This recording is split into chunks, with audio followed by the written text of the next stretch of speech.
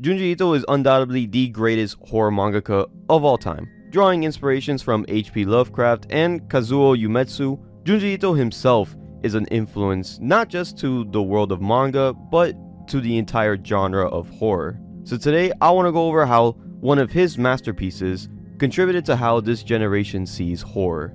But if you guys want to see more anime content like this one, then why not go down and hit that subscribe button. So, without further ado, let's get on with the video. Uzumaki, originally serialized between 1998 and 1999, follows Kiri Goshima, a high school girl who experiences weird occurrences with spirals around town. Eventually, as the town folks started becoming obsessed with them, the encounters become worse and worse, with people becoming spirals themselves or other spiral-related monstrosities. This series has left a massive impact on the realm of horror in the West. Many creators taking influence from Junji Ito, like the creators of World of Horror, James Gunn with the movie Slither, and even Guillermo del Toro, the director of Hellboy and Pan's Labyrinth. In the first chapter, Kairi encounters a series of eerie experiences involving spirals. She notices spiral patterns in flowers, clouds, and even in a passing whirlpool. Meanwhile, her boyfriend's father becomes obsessed with anything spiral-shaped, eventually transforming himself into a giant spiral. Her boyfriend, Tsuchi Sataro, feels an ominous presence in the town and wants to leave, but finds himself unable to escape. At his father's funeral, even the cremated ashes form a massive spiral in the sky, manifesting his father's face. This obsession drives Tsuchi's mother to madness, developing a severe phobia of spirals. Haunted by hallucinations, she becomes frantic at the sight of any spiral, eventually stabbing her own ear in an attempt to remove a spiral, and dies in a state of vertigo. The storytelling in Uzumaki lies with the concept around spirals, transforming a basic symbol into its own cosmic source of horror. Ito first came up with the idea of attempting to make a story about people living in a long terraced house, and was inspired to have it be in a spiral shape to achieve the desired length. It was influenced by the positive representation it had in Japanese media, so he wanted to see if he could draw it to make it scary. The spiral itself is filled with mystery. We don't know how it came to be or what the curse is, but many believe that the curse represents obsession, as the entire town starts to slowly grow obsessed with it. He used psychological tricks to build up to the scares. He does it in the second chapter when the mother's escalating panic erupts into a saddening death. Junji Ito is a master at subverting expectations by twisting them into his own dark perspective, starting his stories off by being deeply human and then merging the environment into something nightmarish. Many movies and TV shows try to replicate this formula. When done correctly, could effectively make for a great twist and scare, but done incorrectly could do more harm from a narrative standpoint. Ito was not only able to do this perfectly, but also struck a chord decades later. Continuing with the book, Kairi experiences random encounters with townspeople as the unknown curse devours them, and it gets worse and worse. From two forbidden lovers twisting towards each other, to a classmate with a scar turning her whole head into a spiral black hole. This part of the series leans towards more of an anthology series, a series where every chapter or episode follows a different story or encounter. Series like PTSD Radio, The Twilight Zone, and Black Mirror are all perfect examples of this. Each chapter is well written with a good setup and crazy art designs to back it up. Ito takes inspiration from H.P. Lovecraft in the way that he creates suspense with the fear of the unknown. As each encounter becomes more terrifying, the abstract horror overshadows the mystery of what's really going on and if it can even be stopped. Junji Ito has been known for his extremely detailed and out-of-this-world imagery.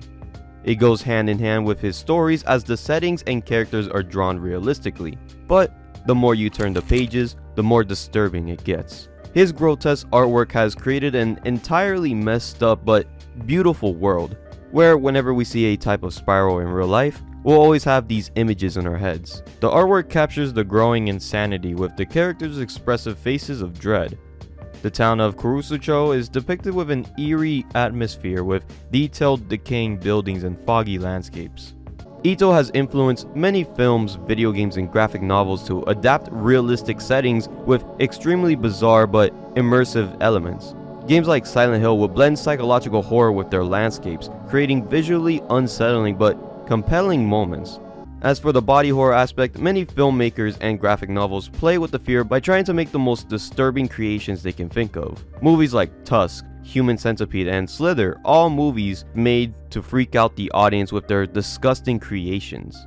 In the final arc, the town is ravaged by powerful twisters, gradually transforming the entire town into a massive spiral. Some residents morph into giant snails while others join a whirlpooling gang. At the town center, a lake appears to be the source of the curse, as all the whirlpools and twisters vanish into its depths.